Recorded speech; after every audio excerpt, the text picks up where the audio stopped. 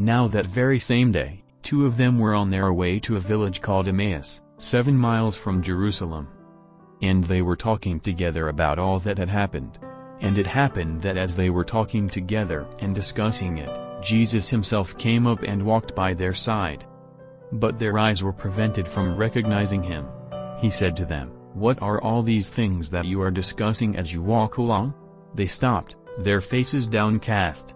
Then one of them, called Cleopas, answered him, "You must be the only person staying in Jerusalem who does not know the things that have been happening there these last few days."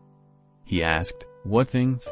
They answered, "All about Jesus of Nazareth, who showed himself a prophet powerful in action and speech before God and the whole people. And how our chief priests and our leaders handed him over to be sentenced to death, and had him crucified. Our own hope had been that he would be the one to set Israel free. And this is not all, 2 whole days have now gone by since it all happened.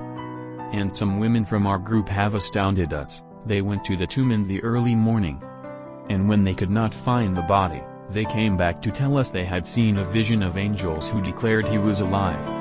Some of our friends went to the tomb and found everything exactly as the women had reported, but of him they saw nothing."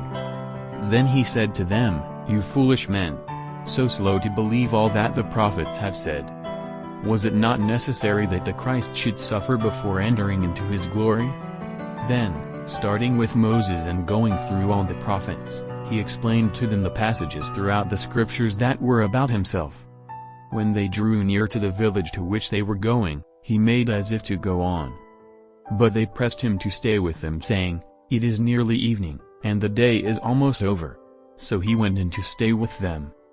Now while he was with them at table, he took the bread and said the blessing, then he broke it and handed it to them. And their eyes were opened and they recognized him, but he had vanished from their sight. Then they said to each other, "Did not our hearts burn within us as he talked to us on the road and explained the scriptures to us?" They set out that instant and returned to Jerusalem. There they found the 11 assembled together with their companions, who said to them, "The Lord has indeed risen and has appeared to Simon." Then they told their story of what had happened on the road and how they had recognized him at the breaking of bread.